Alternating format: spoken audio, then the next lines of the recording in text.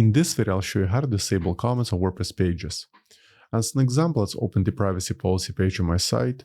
As you can see at the very bottom, there's a comment form which you need to disable. So to make this change, log into WordPress dashboard, then hover on Pages, click on All Pages, and allocate the page in question, as in my case is this one, and click on Edit.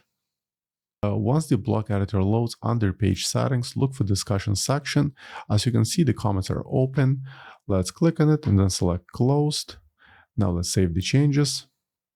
Then let's go back to the privacy policy page. Let's try refreshing it.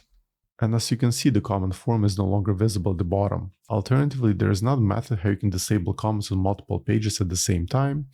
For that, just simply go back to the WordPress dashboard. Let's exit the editor. Once again, go to All Pages section, select multiple pages,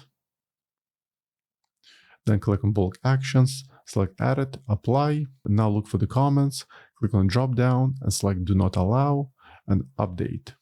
From now on, the comment form will not be available on these pages. So for now, that's all I wanted to show you in this video. I hope you found it helpful. For more WordPress tutorials, please subscribe to my channel. Thank you.